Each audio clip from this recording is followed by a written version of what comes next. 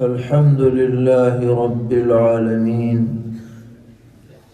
أشهد أن لا إله إلا الله وحده لا شريك له، وأشهد أن سيدنا ومولانا محمدًا عبده ورسوله، صلى الله تبارك وتعالى عليه وعلى آله وأصحابه وذرياته أجمعين. أما بعد، فأعوذ بالله من الشيطان الرجيم. بسم الله الرحمن الرحيم. ونضع الموازين القسط ليوم القيامة فلا تظلم نفس شيئا. صدق الله مولانا العلي العظيم. حضرات علماء کرام، طلبہ عزیز، قریب اور دور سے دین کی نسبت پر جمع ہونے والے سبھی فرزندان توحید اور پس پردہ طالبات و معلمات اور ہماری پیاری مائیں بہنیں، جہاں تک اس مبارک کتاب کے درس کا تعلق ہے، تو یہ تو دراصل ان اساتذہ کرام کا حق ہے جنہوں نے سال بھر آپ کو یہ کتاب پڑھائی ہے،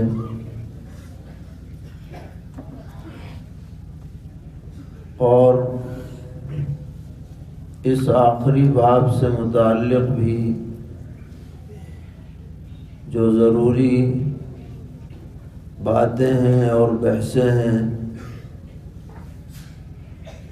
وہ آپ کے سامنے مختلف عناوین کے تحت پہلے بھی آ چکی ہوں گی، اس لیے مناسب سمجھتے ہیں کہ مجمع کی رعایت رکھتے ہوئے کچھ ضروری باتیں گوش گزار کی جائیں۔ دعا فرمائیے کہ اللہ تعالی صحیح بات کہنے کی، سمجھنے کی، یاد رکھنے کی اور پھر عمل کی بھی توفیق عطا فرمائے۔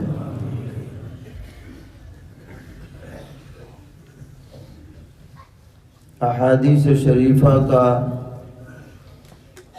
مشغلہ بہت ہی مبارک اور خوش نصیبی کا سبب ہے،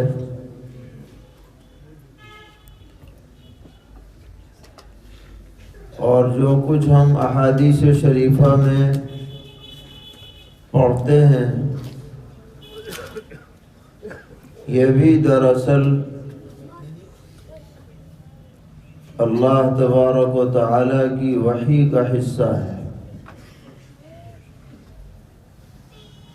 جیسا کہ خود قرآن پاک میں اللہ تعالی نے فرمایا وَمَا يَنطِقُ عَنِ الْهَوَىٰ إِنْ هُوَ إِلَّا وَحْيٌ يُوحَىٰ، کہ سرور عالم صلی اللہ تعالی علیہ وسلم خود اپنی طرف سے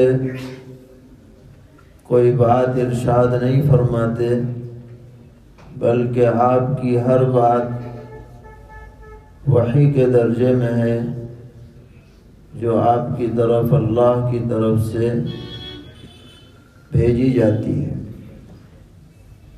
ہاں ایک وحی متلو ہے، اس کی تلاوت ہوتی ہے قرآن کریم کی شکل میں، اور ایک وحی غیر متلو ہے جس کا اطلاق احادیث شریفہ پر ہوتا ہے۔ ایک صحابی ہیں حضرت عبداللہ ابن عمرو ابن العاص رضی اللہ تعالی عنہ، انہوں نے ایک کاپی بنائی تھی جس میں پیغمبر علیہ السلام کی ہر بات نوٹ فرماتے تھے۔ تو بعض لوگوں کے ذہن میں یہ بات آئی کہ کبھی پیغمبر علیہ السلام غصے میں ہوتے ہیں، کبھی اور کوئی حالت ہوتی ہے، اس میں آپ کچھ ارشاد فرماتے ہیں اور تم سب باتیں لکھ لیتے ہو، یہ تو ٹھیک نہیں ہے۔ تو یہ بات نبی اکرم علیہ السلام تک بھی پہنچائی گئی، تو آپ نے ارشاد فرمایا کہ میں غصے کی حالت میں ہوں یا خوشی کی حالت میں، میری کوئی بات غلط نہیں ہوگی، یعنی کوئی حرج نہیں ہے، لکھا جا سکتا ہے۔ گویا کہ آپ عام انسانوں کی طرح نہیں ہیں کہ جو غصے میں بے قابو ہو جاتا ہے یا خوشی میں بے قابو ہو جاتا ہے۔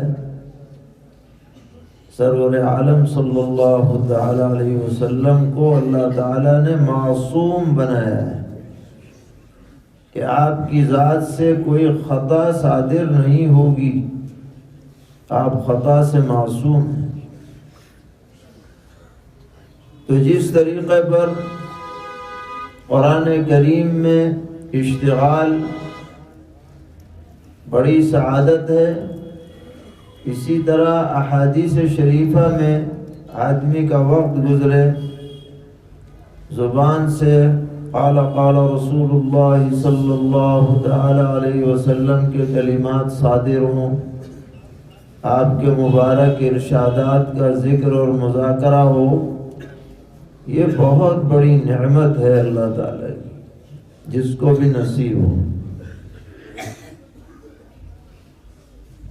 حضرت امام ابو داؤد سجستانی رحمۃ اللہ علیہ، جن کی سنن ابی داؤد کتاب ہمارے نصاب میں شامل ہے، بڑے اعلیٰ درجے کے محدث ہیں۔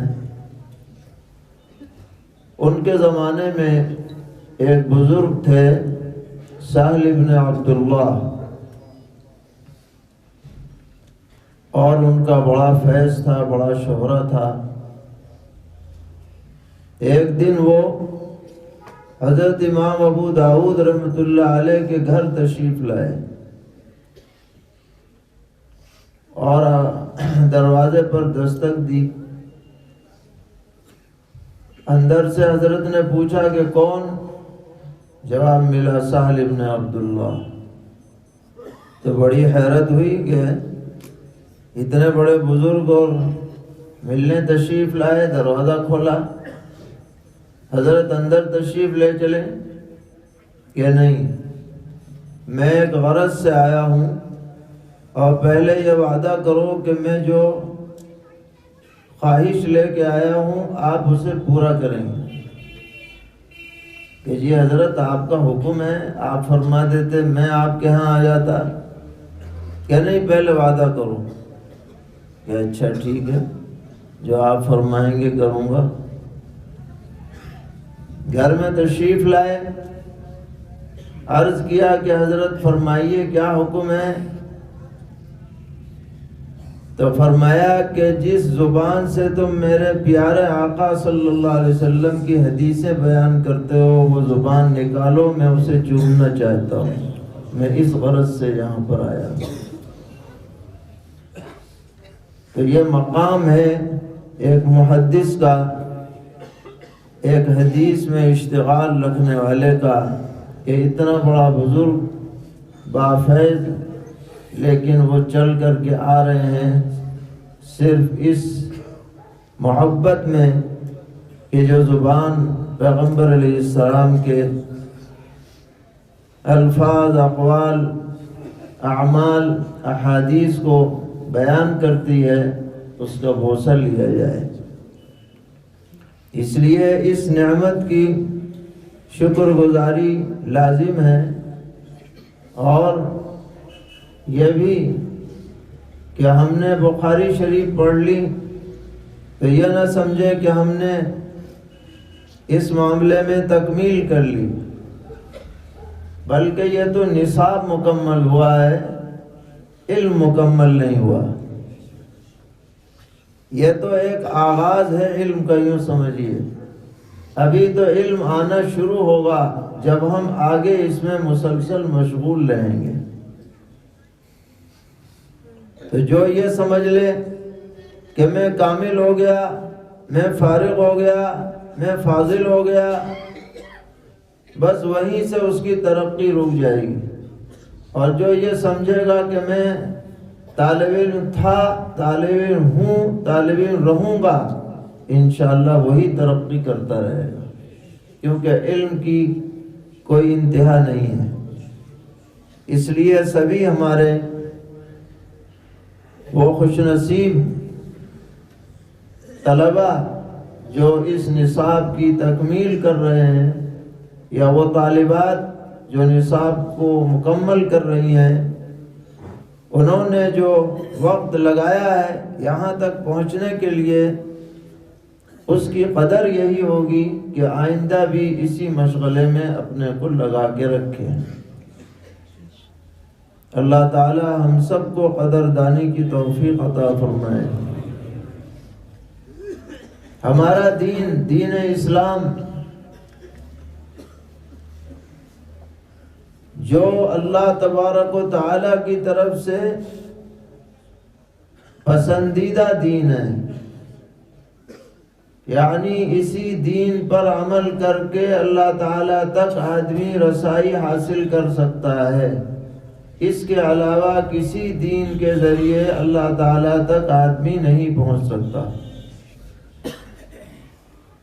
چنانچہ قرآن پاک میں اللہ تعالی نے فرمایا اليوم اکملت لکم دینکم واتممت علیکم نعمتی ورضیت لکم الاسلام دینا۔ میدان عرفات میں یہ آیت نازل ہوئی، آج میں نے تمہارا دین تم پر کامل کر دیا، اپنی نعمت تم پر تام کر دی، اور میں تم سے بس دین اسلام سے راضی ہوں۔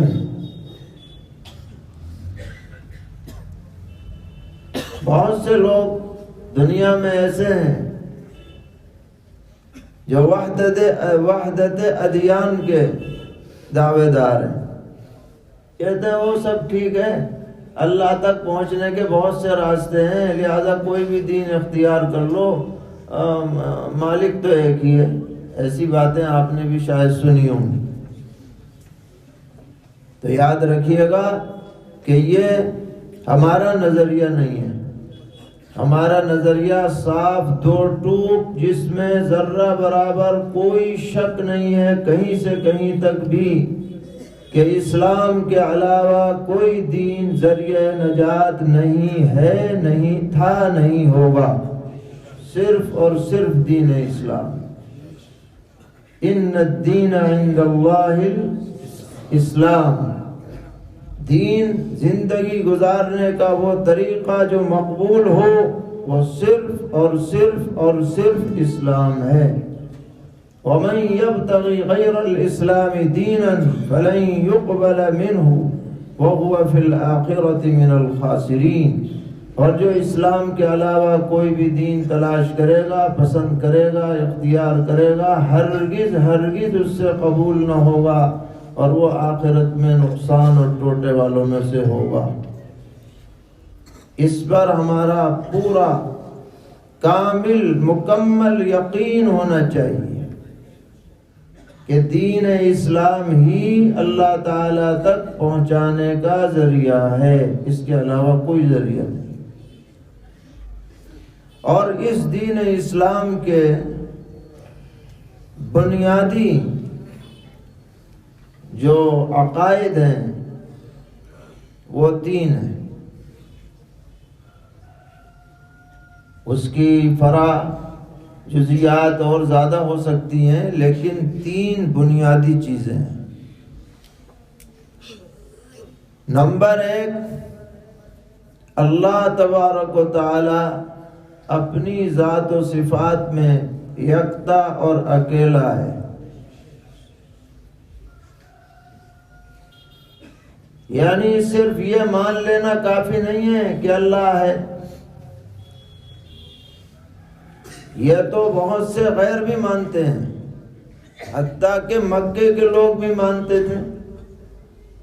جب کشتی بھنور میں پھنس جاتی تھی تو کوئی یاد نہ آتا تھا، اللہ یاد آتا تھا. جب دیا غم بتوں نے تو خدا یاد آیا. اسلام کیا کہتا ہے؟ اللہ تعالیٰ اپنی ذات میں بھی تنہا یکتا اکیلا ہے، اپنی تمام صفات میں بھی اس کا کوئی ہمسر شریک نہیں ہے، ہرگز نہیں ہے. اس پر کسی کا زور نہیں ہے. وہ کسی سے دب کر کے نہیں رہ سکتا. اس کے فیصلے کو کوئی ٹال نہیں سکتا.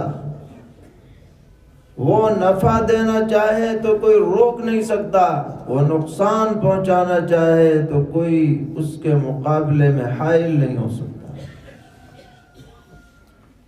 یہ اسلام تعلیم دیتا ہے. پورا قرآن پاک اس سے بھرا ہوا ہے. توحید کا موضوع قرآن کا خاص موضوع ہے. قرآن پاک جب آپ پڑھیں گے اور سمجھ کے پڑھیں گے تو جیسے ریتی کے ذریعے لوہے کا زنگ گھس جاتا ہے، ختم ہو جاتا ہے، اسی طرح دل کے اندر شرک کے جو جراثیم ہیں وہ سب مٹ جائیں گے اور ختم ہو جائیں گے. قرآن پاک اس موضوع کو ایسے زور و شور اور جوش کے ساتھ بیان کرتا ہے. تو ایک تو یہ بنیادی عقیدہ ہے.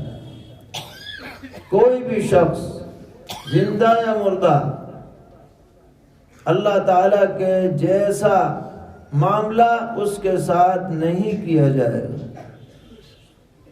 سر نہیں جھکایا جائے گا، سجدہ نہیں کیا جائے گا، اس سے دعا نہیں مانگی جائے گی، اس کو نافع اور ضار نہیں سمجھا جائے گا. یہ ساری صفات صرف اور صرف اللہ کے لیے خاص ہیں. یہ بنیادی عقیدہ ہے. اسی پر دین اسلام کی بنیاد ہے. ہمارا کلمہ کہاں سے شروع ہوتا ہے؟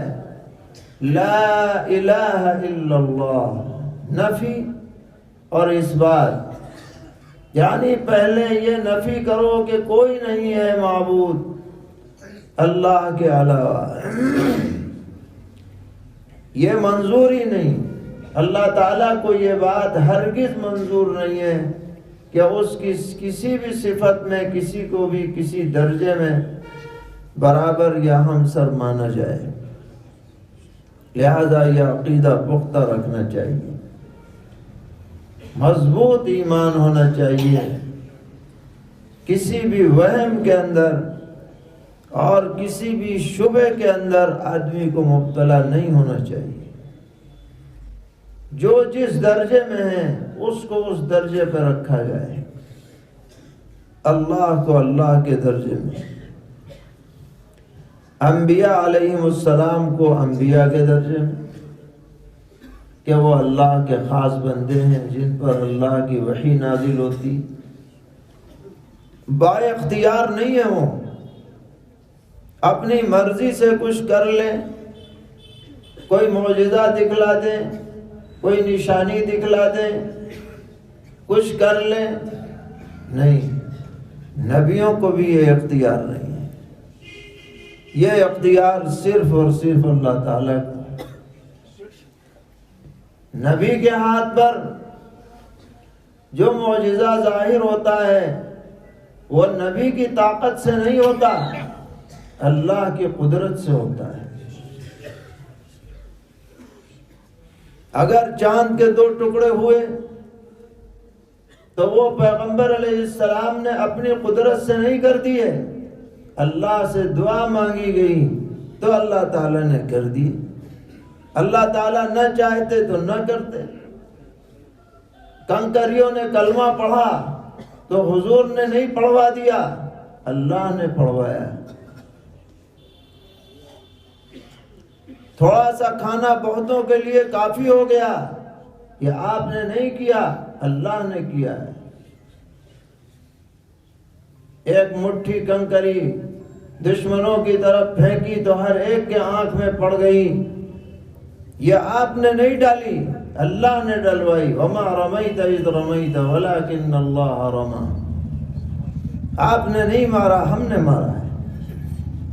یہ بتلایا کہ نبی کو نبی کے درجے میں رکھو، اللہ کو اللہ کے درجے میں رکھو۔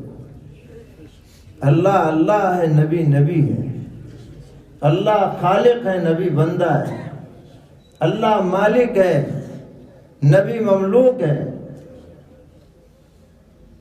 اس کے بعد پھر اولیاء اللہ ہیں، یہ بھی اللہ کے مقبول بندے ہیں، بڑا اونچا مقام ہے ان کا، مگر وہ بندے ہیں، وہ اپنی مرضی سے کچھ نہیں کر سکتے۔ اللہ پر ان کا کوئی زور نہیں چلتا کہ بس کہہ دیا تو ہو ہی جائے، مانگ لیا تو دینا ہی پڑے گا، نہ دے تو نقصان ہو جائے گا اللہ تعالیٰ کا، نعوذ باللہ۔ یہ سب بکواس ہے۔ اسلام یہ کہتا ہے ہر ایک کو ہر ایک کے درجے میں رکھا جائے، تعظیم، احترام، عزت الگ ہے، لیکن جو جس کا درجہ ہے اس درجے میں اونچ نیچ نہ ہو۔ اگر اونچ نیچ کی جائے گی تو ایمان میں فرق پڑ جائے گا۔ تو ایک تو یہ موضوع ہے اور یہ دین کی بنیاد ہے۔ دوسرا موضوع اسلام کا ہے رسالت۔ رسالت کا مطلب یہ ہے کہ اللہ تبارک و تعالی نے ہمارے لیے جو زندگی پسند فرمائی ہے اس کی ہدایت بھی اللہ نے خود ہی دی ہے،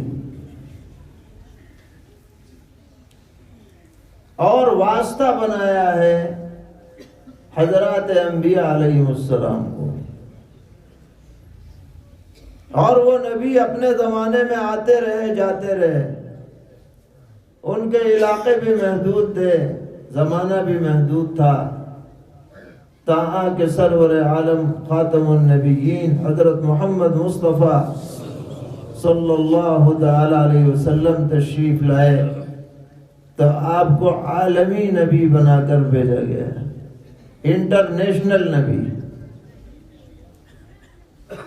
قیامت تک آپ کی نبوت چلنے والی ہے۔ اب آپ کا دین آخری دین ہے، آپ کی شریعت آخری شریعت ہے، آپ کے اوپر اتاری گئی کتاب آخری کتاب ہے اللہ تعالیٰ کی۔ اب آپ کے بعد کسی نئے نبی کو نبوت سے نوازا نہیں جائے گا، اس پر کامل یقین رکھا جائے۔ اور جو کچھ آپ لے کر تشریف لائے اس کو اپنے لیے مشعل راہ بنایا جائے، اسی پر چلا جائے۔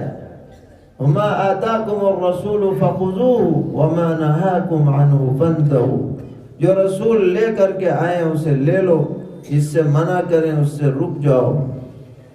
یہ ہے رسالت۔ اس کے اندر پوری شریعت آ جاتی ہے، پورا دین آ جاتا ہے جو ہمارے لیے نمونہ بنا کر کے بھیجا گیا ہے۔ اس کے بعد تیسری بنیاد ہے، وہ یہ ہے کہ ہماری یہ دنیا کی زندگی محدود ہے، مختصر ہے، فنا ہو جانے والی ہے، اور اس دنیا کی زندگی کے بعد ایک اگلی زندگی آئے گی آخرت کی، جس میں دنیا کی زندگی کا حساب کتاب ہوگا، اور جو دنیا کے اندر اچھی زندگی گزار کر گیا ہوگا اسے بہترین بدلہ ملے گا، اور جو بری زندگی گزار کر جائے گا اسے سزا ملے گی۔ نہ تو یہ ہوگا کہ مر جائے، مٹی میں مل جائے، ختم ہو جائے، قصہ نمٹ جائے، اور نہ یہ ہوگا کہ آخرت میں گدھے گھوڑے سب برابر ہو جائے، سب کو مل جائے یا کسی کو نہ ملے۔ ایسا بھی نہیں ہوگا، بلکہ جو اچھا کر کے جائے گا اسے اچھا بدلہ ملے گا، اور جو برا کر کے جائے گا تو اس کو سزا ملے گی۔ یہ یقین دل میں بٹھانا ہے، اسے عقیدہ آخرت کہا جاتا ہے۔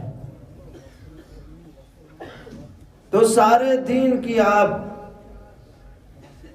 کتابوں کو پڑھ لیں، احادیث کو پڑھ لیں، تو انہی تین موضوعات میں سے کسی نہ کسی موضوع سے ان باتوں کا جوڑ آپ کو ملے گا۔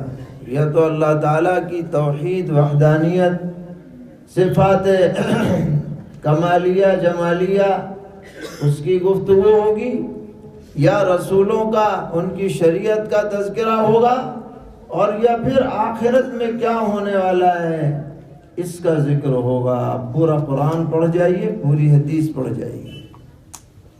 ان تینوں باتوں کو ہر مسلمان کو دل میں جمانا چاہیے، صرف علماء ہی نہیں بلکہ ہر وہ شخص جس نے کلمہ پڑھا ہے لا الہ الا اللہ محمد رسول اللہ، وہ توحید میں بھی بالکل پختہ ہو، لوہا لاٹ ہو، رسالت پر بھی اس کا کامل یقین ہو، ختم نبوت پر بھی اس کا کامل یقین ہو، اور آخرت کے بارے میں بھی وہ ایمان رکھنے والا۔ آپ نے پوری بخاری شریف پڑھی، اس میں بھی یہی موضوعات زیر بحث رہے، الگ الگ انداز سے، الگ الگ عنوان سے۔ چنانچہ اس کا آغاز حضرت امام بخاری رحمۃ اللہ علیہ نے کیف کان بدء الوحی الی رسول اللہ صلی اللہ تعالی علیہ وسلم سے کیا، کہ وحی کا آغاز کیسے ہوا، کیونکہ وحی ساری خیر کا سرچشمہ ہے، لہذا اس پر کتاب کا آغاز یہ حسن آغاز ہے۔ بہت اچھا موضوع لیا، کیونکہ وحی کے ذریعے ہی تو روشنی ملے گی۔ اگر وحی نہ ہو تو اندھیر ہے، تاریکی ہے۔ وحی کے ذریعے سے روشنی ملتی ہے، ہدایت عام ہوتی ہے، پتہ چلتا ہے کہ ہمیں کیسے زندگی گزارنی ہے۔ پھر پہلی حدیث لائے انما الاعمال بالنیات، یعنی نیت اچھی ہوگی تبھی اچھا بدلہ ملے گا، نیت خراب ہوگی تو بدلہ نہیں ملنے والا۔ پھر اور ابواب ذکر کیے، اور اخیر کے اندر ابواب لائے کتاب الاعتصام بالکتاب والسنہ، کہ بھائی کتاب اللہ پر جمع رہو، سنت رسول اللہ پر قائم رہو، ان سے ہٹنا مت۔ یہی امت کا سب سے بڑا سرمایہ ہے، کتاب اللہ اور سنت رسول اللہ۔ اسی کے ضمن میں کتاب التوحید کا باب قائم کیا، تاکہ اللہ تعالیٰ کے بارے میں، صفات کے بارے میں یا آخرت کے بارے میں جو غلط قسم کے نظریات لوگوں میں عام ہیں ان کی تردید کی جائے، کیونکہ بغیر غلط بات کی تردید کے حق کو واضح نہیں کیا جا سکتا، حق کو نکھارا نہیں جا سکتا جب تک کہ غلط کو غلط نہ کہا جائے۔ اس لیے حضرت نے یہ آخری ابواب قائم فرمائے کہ بھائی ایسے باطل فرقے اور باطل نظریات جو لوگوں میں پھیلائے جا رہے ہیں ان کی تردید ہو سکے۔ انہی باطل نظریات میں سے ایک نظریہ یہ تھا کہ بھائی آدمی نماز پڑھتا ہے اور تلاوت کرتا ہے، نماز پڑھی ختم ہو گئی، اب کہاں نماز رکھی ہے؟ اس کا وزن کیسے ہوگا؟ نماز بھی کوئی تولنے کی چیز ہے؟ سبحان اللہ پڑھو، اس کا وزن کیسے ہوگا؟ قرآن کی تلاوت کرو، یہ کہیں وزنی چیز ہے؟ تو کچھ لوگ یوں کہتے تھے کہ یہ جو قرآن میں وزن کا ذکر ہے، اس سے وزن باقاعدہ وزن مراد نہیں، بلکہ اس سے عدل اور انصاف مراد ہے کہ اللہ تعالیٰ انصاف فرمائیں گے، باقاعدہ تولنا نہیں ہوگا۔ تو حضرت امام بخاری رحمۃ اللہ علیہ نے اس غلط نظریے کی تردید کرنے کے لیے یہ باب قائم کیا کہ بھئی ایسی باتیں مت کرو، باقاعدہ ترازو رکھے جائیں گے، تول ہوگی، اس پہ یقین کرو۔ تمہاری گدھی میں بات نہیں آ رہی تو تم آیت کو جھٹلا دو گے، تعویل کرو گے، یہ نہیں چلے گی بات۔ قرآن تو کہہ رہا ہے وَنَضَعُ الْمَوَازِينَ الْقِسْطَ لِيَوْمِ الْقِيَامَةِ، کیا ہم انصاف کے ترازو قیامت میں قائم کریں گے؟ تم انصاف خالی کر رہے ہو؟ نہیں، ہمارا دعویٰ ہے کہ وَأَنَّ أَعْمَالَ بَنِي آدَمَ وَقَوْلَهُمْ يُوزَنُ، یہ دعویٰ ہے کہ بھائی اعمال بھی تولے جائیں گے اور اقوال بھی تولے جائیں گے، جو زبان سے نکلے گا وہ بھی تلے گا، جو عمل کرو گے وہ بھی تلے گا۔ نماز تلے گی، کتنی ڈگری کی نماز ہے؟ 100 ڈگری کی ہے، کامل خشوع و خضوع سے پڑھو گے، اچھی نیت سے پڑھو گے سنت کے مطابق تو 100 ڈگری ملے گی۔ کمی ہوتی جائے گی تو کوئی 90 ڈگری کی، کوئی 80 ڈگری کی، کوئی 70 کی، کوئی 50 کی، کوئی 0/0 ہو جائے گی۔ ایسا بھی ہو، کیونکہ اللہ تعالیٰ کو تو سب پتہ ہے، فرشتے سب لکھ رہے ہیں، تو قیامت میں سب پتہ چل جائے گا۔ کوئی آدمی یہ نہ سمجھے کہ وہاں پر کسی طرح کی ہیرا پھیری کی جا سکتی ہے، کسی کے ساتھ ذرہ برابر بھی ناانصافی نہیں ہوگی۔ فلا تظلم نفس شیئا، کسی کے ساتھ کچھ بھی ناانصافی اور ظلم نہیں کیا جائے۔ تو اعمال بھی تلیں گے اور اقوال بھی تلیں گے۔ حضرات محدثین نے بحثیں کی ہیں، بعض احادیث سے معلوم ہوتا ہے کہ خود صاحب عمل تولا جائے گا، اس کو رکھ دیا جائے گا۔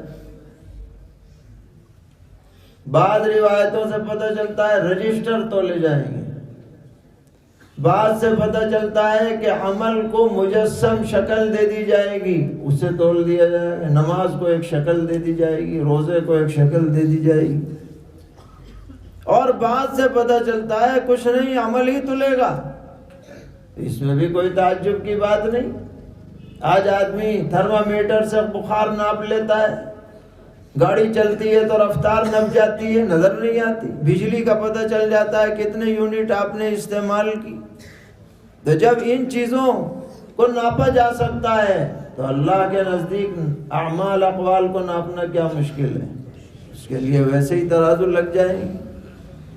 اس کے بعد 2-3 اضافی باتیں ہیں کہ القسطاس جو ہے رومی زبان کا لفظ ہے، عربی میں استعمال ہونے لگا۔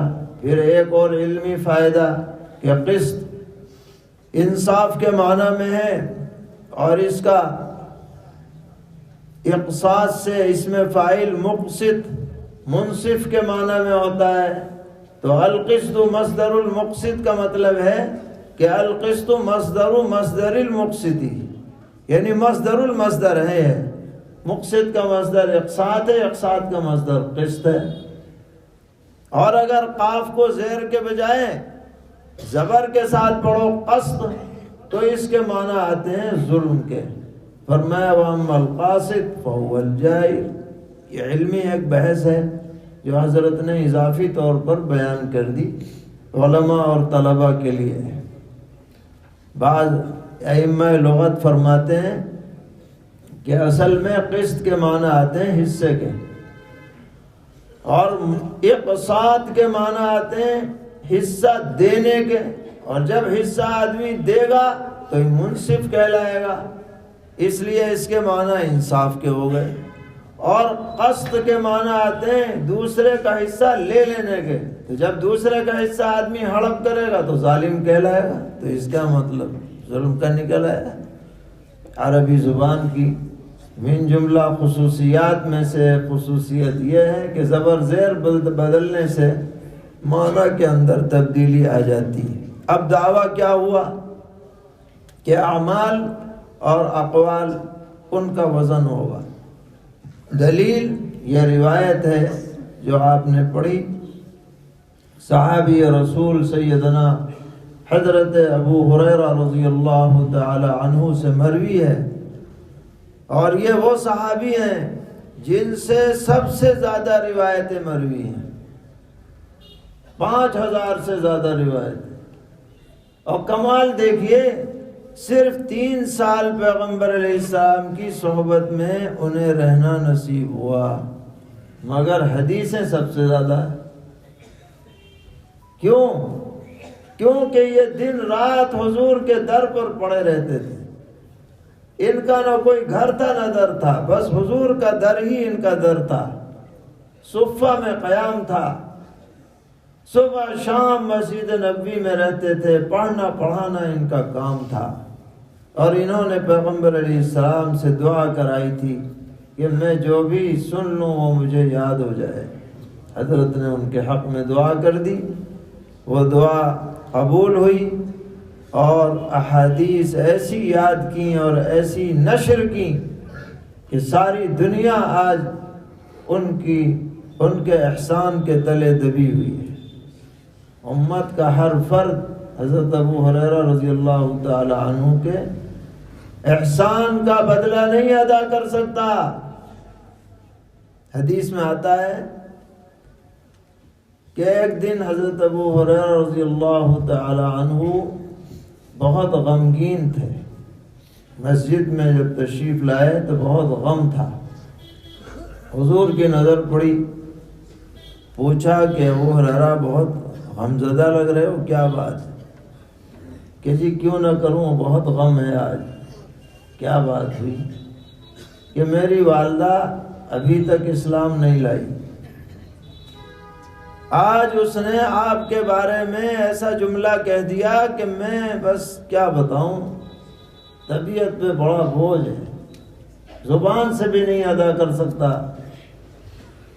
آپ میری والدہ کے حق میں اسلام کی دعا کر دیجیے کہ وہ بھی اسلام لے آئے۔ حضرت نے فرمایا ٹھیک ہے۔ بس جب مجلس سے اٹھ کر باہر تشریف لے گئے، وہ جہاں والدہ ٹھہری ہوئی تھی وہاں گئے تو دیکھا دروازہ بند ہے، اور اندر پانی گرنے کی آواز آ رہی ہے جیسے کوئی غسل کرتا ہے۔ انہوں نے آواز دی، والدہ نے کہا رکو ابھی، غسل سے فارغ ہوئیں اور دروازہ کھولا، اور پھر حضرت ابو ہریرہ رضی اللہ تعالی عنہ کے سامنے فوراً اسی وقت کلمہ پڑھ لیا کہ میں بھی اسی دین پر ہوں جس دین پہ تم ہو، اشہد ان لا الہ الا اللہ و اشہد ان محمد رسول اللہ۔ حضور کی دعا نقد قبول ہو گئی۔ واپس تشریف لائے بہت خوش، اور عرض کیا کہ حضرت اللہ نے لاج رکھ لی اور آپ کی دعا قبول ہوئی، والدہ ایمان لے آئیں، اب میرے حق میں ایک دعا اور کر دیجئے۔ فرماؤ کہ میرا یا میری والدہ کا نام جب بھی کسی مسلمان کے سامنے لیا جائے تو اس کے دل میں ہم دونوں کی محبت پیدا ہو جائے، یہ دعا اور کر دیجئے۔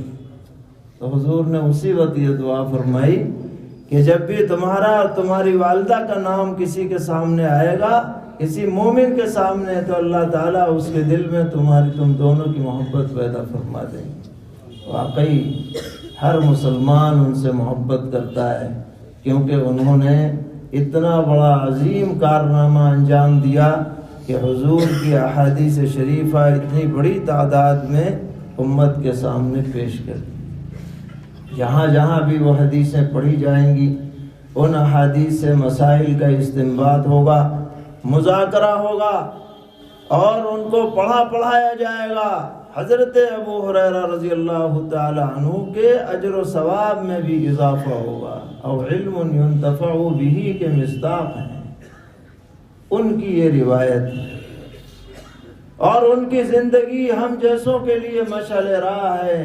کیسے انہوں نے علم کے لیے اپنے کو وقف کر دیا، آج ہم بھی کچھ حصہ اس میں لگائیں، یہ ہمارا جذبہ ہونا چاہیے۔ روایت کرتے ہیں کلمتان حبیبتان الی الرحمن، سرور عالم صلی اللہ تعالی علیہ وسلم نے فرمایا دو بول ہیں جو رحمان کو بڑے پیارے ہیں، پسند ہیں، خفیفتان علی اللسان، زبان پر بڑے ہلکے پھلکے ہیں، کوئی محنت نہیں، مشقت نہیں، آسانی سے ادا ہو سکتے ہیں، مگر ثقیلتان فی المیزان، دو بول ہیں مگر جب انہیں ترازو میں رکھا جائے گا تو یہ بڑے بھاری پڑ جائیں گے۔ سبحان اللہ وبحمدہ سبحان اللہ العظیم، اللہ کی ذات ہر عیب سے پاک ہے، میں اس کی حمد و ثنا کرتا ہوں، وہ ہر عیب سے منزہ ہے، وہ عظمت والا ہے۔ یہ کلمات ہیں تسبیح کے، تحمید کے، اللہ کو بڑے پیارے ہیں۔ یہی دلیل ہے اقوال اور اعمال کے وزن کی، کہ جب یہ کلمات باوزن ہو سکتے ہیں تو اسی طرح دیگر کلمات اور اقوال بھی اور اعمال بھی باوزن ہوں گے، اور یقیناً ہوں گے۔ یہ ہمارا عقیدہ ہونا چاہیے۔ اس پر ہی یہ کتاب ختم ہو رہی ہے، گویا کہ وحی کے تذکرے پر شروع ہوئی اور اللہ کے حمد و ثنا پر کیا ہے، اختتام ہے۔ وہ حسن آغاز تھا، یہ حسن اختتام ہے۔ وآخر دعواہم ان الحمد للہ رب العالمین، جنتیوں کی زبان پر بھی سبحان اللہ الحمدللہ کے کلمات ہوں گے۔ اسی طرح اس کتاب کے پڑھنے والوں کے لیے بھی آخر میں یہ کلمات لا کر تنبیہ کر دی گئی کہ ہماری زبان اللہ کی حمد و ثنا میں تربتر رہنی چاہیے۔ ہم سب یہ ارادہ کریں کہ صبح شام ایک ایک تسبیح کم سے کم یہ کلمات پڑھ لیا کریں گے تو انشاءاللہ ہمارے اجر و ثواب میں اضافہ ہوگا، نفس و شیطان کے اثر سے حفاظت ہوگی، اللہ کا قرب نصیب ہوگا۔ اللہ تعالیٰ اس مجلس کو بے حد قبول فرمائے، جو کچھ کہا سنا گیا عمل کی توفیق عطا فرمائے، اس مدرسے میں ہر قسم کی خیر اور برکت مقدر فرمائے، ہر طرح کے شرور سے محفوظ رکھے، اس کا فیض عام اور تام فرمائے، اس کی روشنی کو چپے چپے تک پہنچائے۔ سبھی اساتذہ، ذمہ داران، معاونین، منتظمین، طلباء سب کے لیے خیر کے فیصلے فرمائے۔ سبھی طالبات کو بھی خدمت دین میں اور دینداری پر زندگی گزارنے اور نسلوں میں دین و ایمان کی بقا کا ذریعہ بنائیں۔ وصلی اللہ تعالی علی خیر خلقہ محمد وآلہ وصحبہ اجمعین برحمتک یا ارحم الراحمین۔